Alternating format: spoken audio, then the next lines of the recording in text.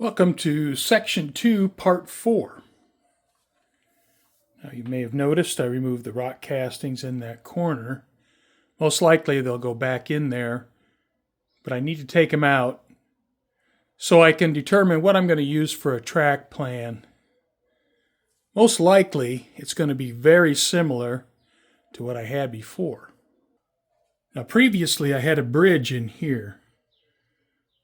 That will not go back in. And I traced out my original track plan here, and this is a 25-inch radius curve. And that would be my minimum. I don't want to have anything less than 25 inches in Section 2. Now I traced that out. I have a template I made up for a 25-inch radius curve, and I drew that out here, extended.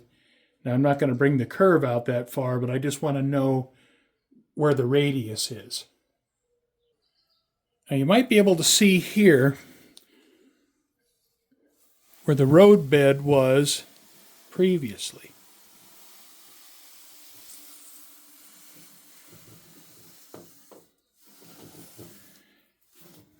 Now, it may be very similar back up in here, but it's probably going to change a little bit. Okay, I think I have my track plan drawn out, at least for the back track.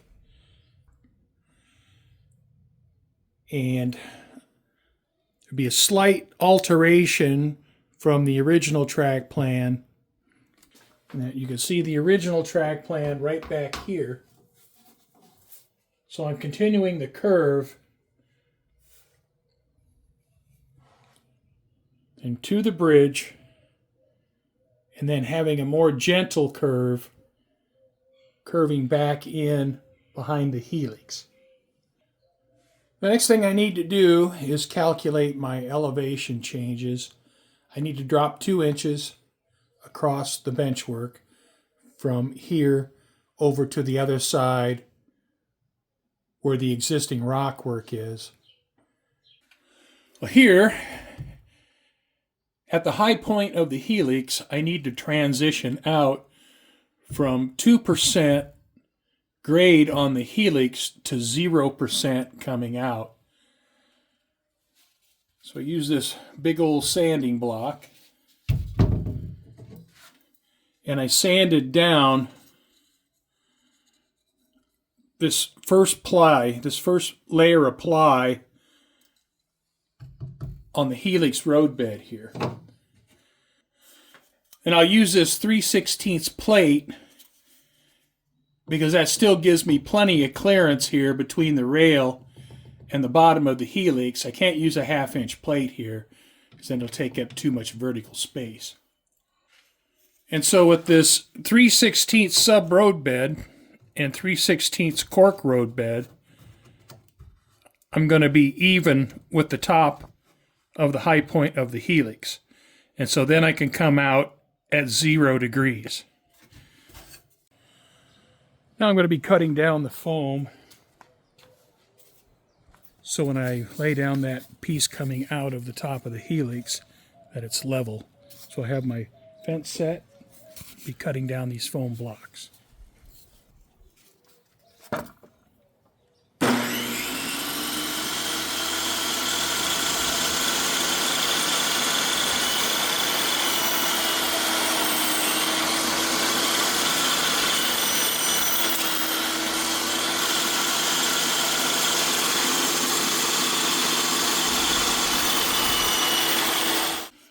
All right, at this point here, I'm going to transition back into the 1/2-inch roadbed. And you can see I've cut this foam to different levels where these two different thicknesses of materials are going to join. And I've stepped this so this 3/16 roadbed and this 1/2-inch roadbed can butt up.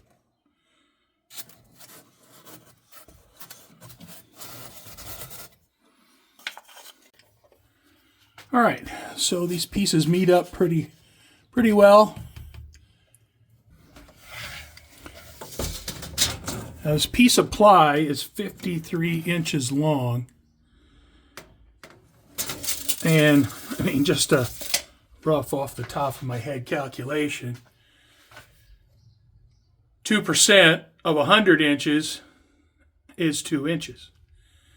So 2% of 50 inches is 1 inch.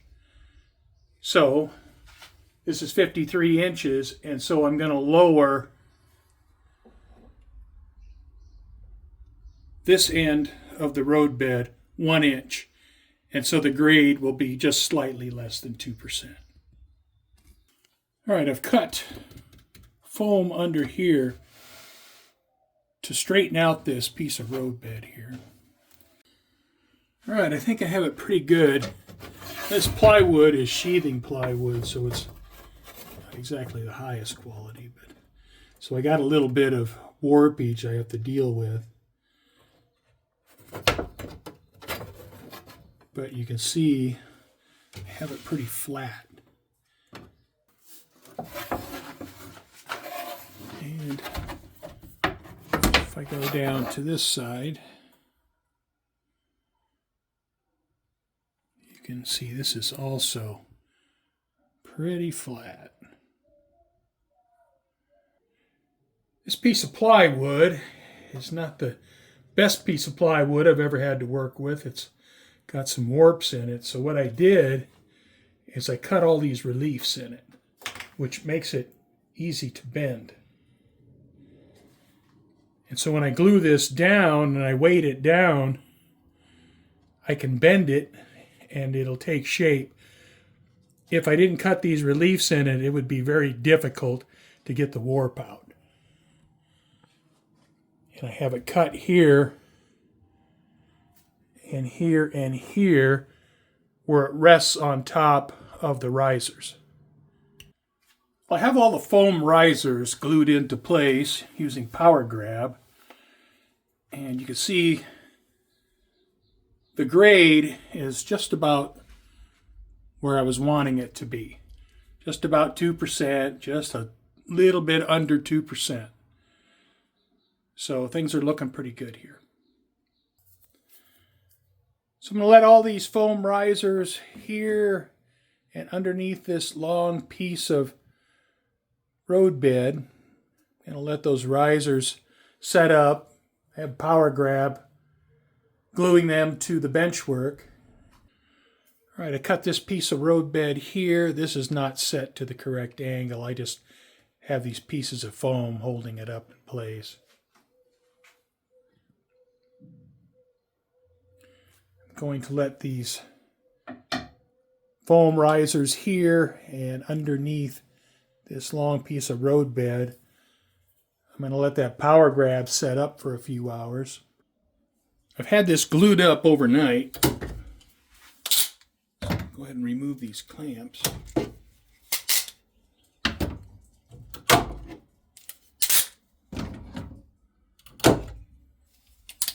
And I glued in a doubler underneath here.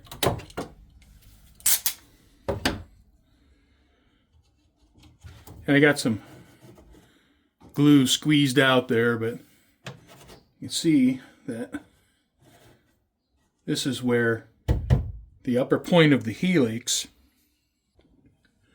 transitioned to cork.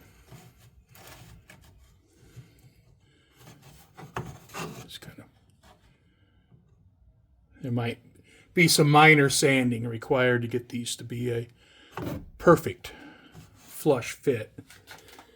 And you can see where I've sanded this back on this upper point of the helix. And I sanded this plywood down one layer of this lamination. So I sanded down this upper lamination where you can see that's gone here on the front. Now the edges, kind of curves up on the edges, but the track goes right in here. So that's the most important area, is right here for the track. I may want to get in here with a jigsaw and just cut this, round this off a little bit, make it a little more pretty. The wood-to-wood joints are glued with tight bond. And then the wood to foam is power grab.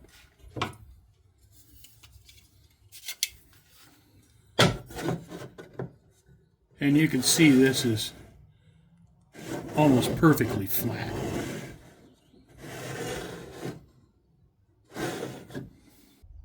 And there's just a very shallow slope downwards.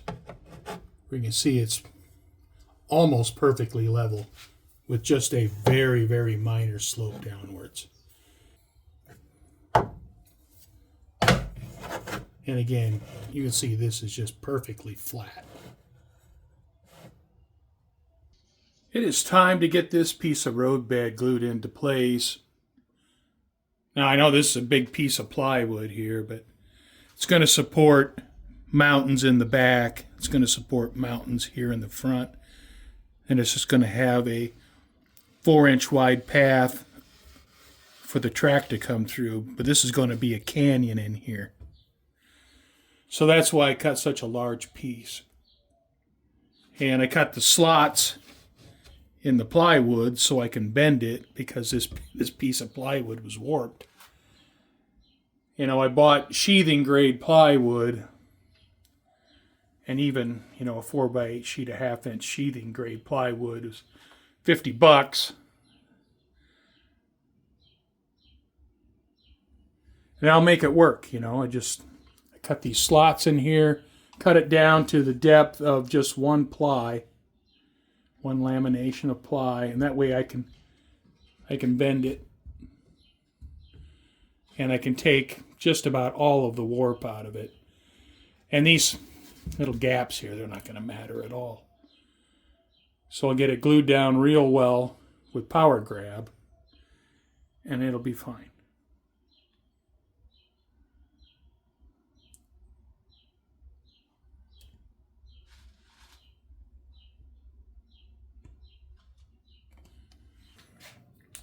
I have a large piece of roadbed glued in place. I have it weighted down. I have it glued in place with Power Grab Ultimate. I'm going to let that sit for a day. Tomorrow I'll pull the weights off and I'll be ready to move on to the next piece of roadbed leading up to the bridge. What I need to do now is trace out the pattern for the track. Now it shouldn't be a problem in this area because I can just kind of follow along the arch of the helix. I'll have to tie in back here to the top of the helix, and then I can follow it along the arch of the helix, and then I'll have to transition into this 25-inch curve right here. Considering this isn't the best piece of plywood I ever used, turned out pretty well.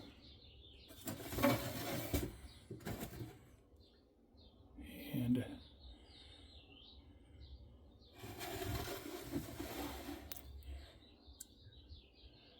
nice and flat.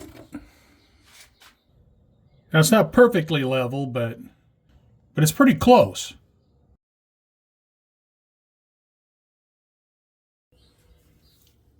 All right, now I'm going to lay out the track. I'm not going to mount it yet permanently. I just want to lay it out, get it marked out so I know where to put my adhesive. But I'm following along with the curve of the helix here.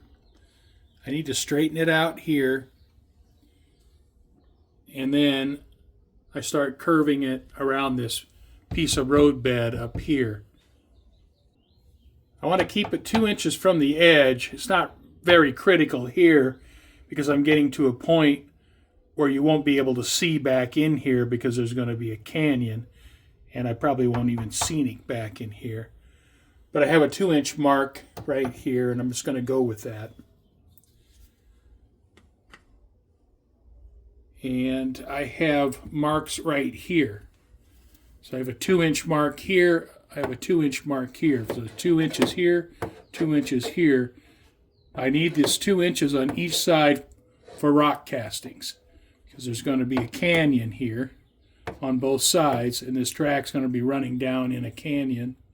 So I'm going to want to center the track up between these 2-inch marks. Now there's a spot right here where I have the S that transition, this curve curving this way, the other curve curving the opposite way. I've marked out where the track is, so I'll take a step back and look at it. But the rest of the track here looks good. I still maintain my 2 inches there. And back here's no issue. It's a long ways away from that S. I have to hold this here because there's quite a bit of tension on the track right there. And then I transition into that 25-inch curve. Right here you can see the pattern where it leads out of this 25-inch curve here. And right here's where they tie together. I have my broad sweeping curve coming this way, and then my sharper curve coming the opposite way. And then I have that S right in here. It's time to lay in some cork roadbed, and I'm going to put down 6 feet, enough for this piece of flex track here. I marked out a real heavy black line. That's the center. I know it's not real precise, but I should be able to see it through a thin layer of power grab. Now I have a little bit of working time, so I don't need to rush, but I don't want to dawdle either. So get this spread out. I want to get it thin enough so I can see that center line.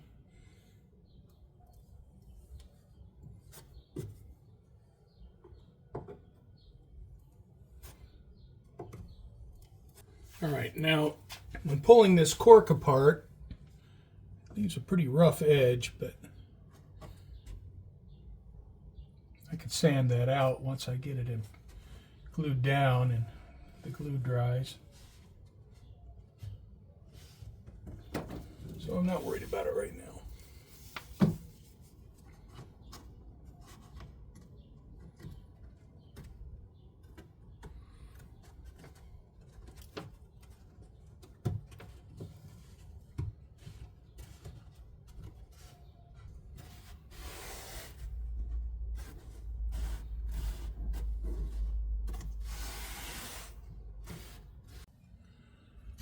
I have the transition point between the Helix and the cork. That's looking pretty good. Before I lay the flex track over the top of this joint, I'll run a sanding block over this just to make sure it's perfectly flat between these two pieces. But it's looking pretty good. And you can see with the amount of daylight on this end of my ruler that the slope here is pretty gradual, so this transition shouldn't be a problem. With these pieces of cork roadbed in place, you kind of get a view of going down into the canyon, and the rocks will be up on each side of the roadbed. I'll have 4 inches here with the roadbed and then side clearance, and then after that I'm going to have rocks coming up. So this will be going down into a canyon. And I'll do scenery as far as I can see into it.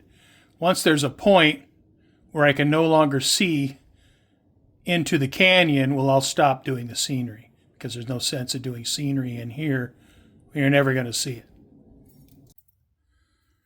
Now this here is the tightest point on the Helix. And you can see how much clearance I have with my AC 4400. And here I have my MT4 steam locomotive. And again, I have enough clearance.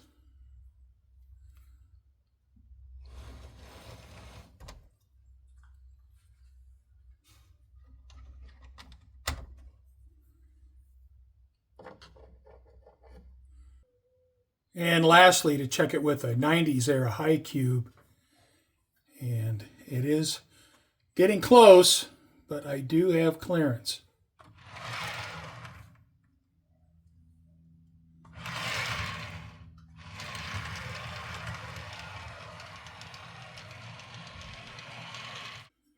When designing my Helix, I wanted to keep this distance as short as possible, and I set this up for 2.9 inches.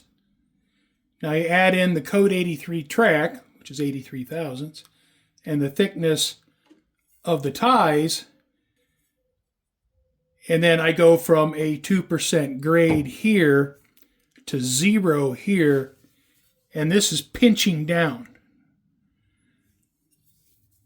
And I try to take into consideration what I have, and I try to plan for it.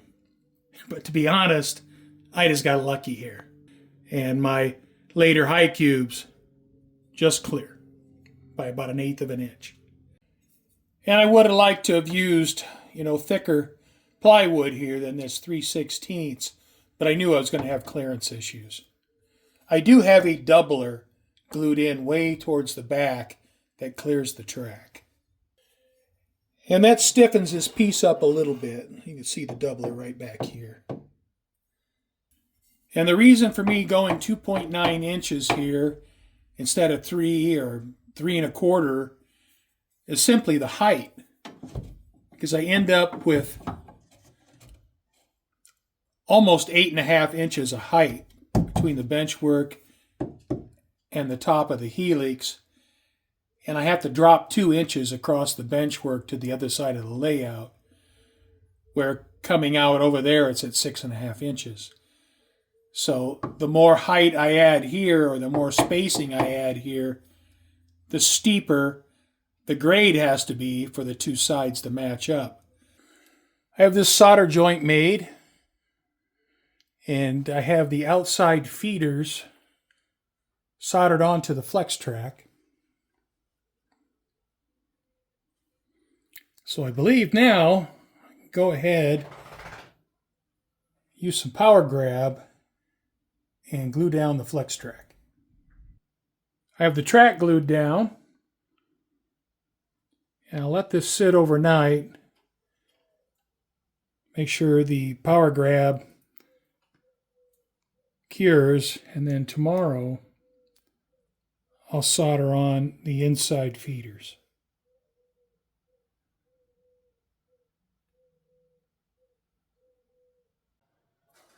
I have this 14 gauge wire here, and I'm going to connect all my feeders to this wire, and then I'll take this wire and tie it into the main bus. Now it'd be nice if this was red, but it's not, and this is what I have, so I'm going to go ahead and use it. My Helix is wired. 130 solder joints between the track, the feeders, the bus. A lot of soldering. I've tried to keep things neat, but it's hard to make it perfect.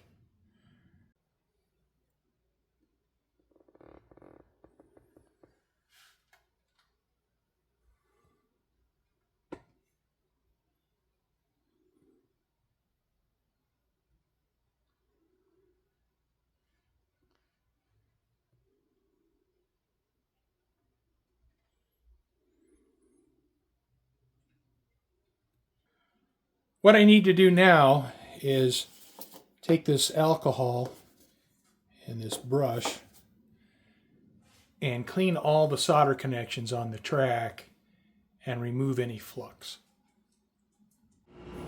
I just turned on the AC in the train room for the first time this year. It's 104 today. It's 90 degrees in the train room. So I decided to go ahead and turn it on. What I need to do now is I need to cut expansion gaps in the Helix. I have some concerns about doing that, and keeping the rail in alignment So I'm going to have to be careful to cut the rail in between the ties, and hopefully the tie spikes will hold the rail in alignment, because the rail is going to want to do this. And it's even more of an issue on the inside. And I think what I'm going to do is stagger the cuts. Like, I'll make an expansion gap cut here, and then I'll cut the other outside rail here, where I won't have the cuts lined up across from each other. Well, I have my expansion gaps cut, and I believe that completes the Helix, at least for now. All right, time for a test run. Now this MD Rail 50-foot high cube, it's one of the tallest cars. I think it is the tallest car that I have. And I'm running an old Walters SD9 that I have. It's kind of a second level locomotive that I have. I don't run it hardly ever now, but I can't sell it because I've lost some of the packaging for it. But anyway, it's good for testing track.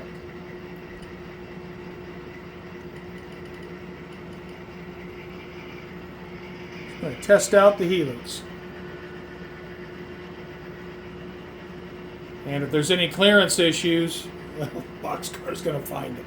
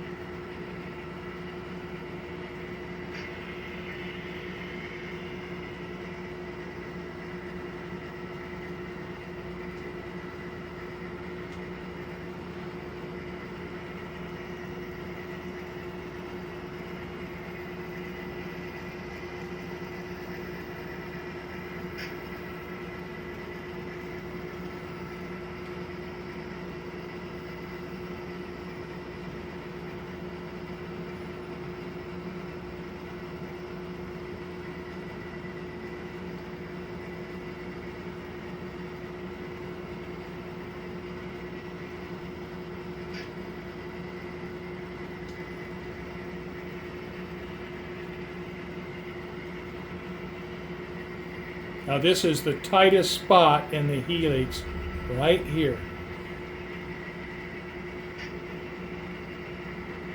You see the boxcar clears by about maybe 1/8 of an inch.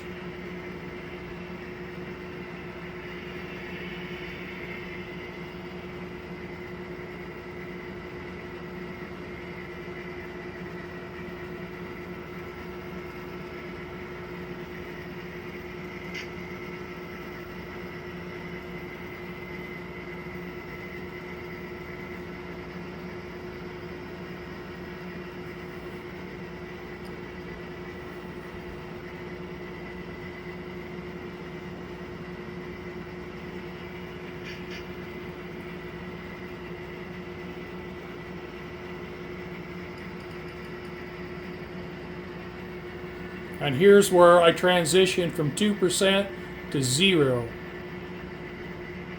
Right here.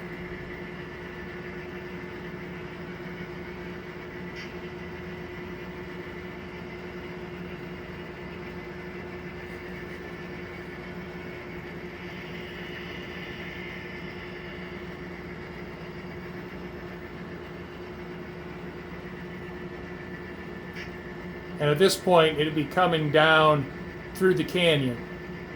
Obviously, I don't have a canyon yet.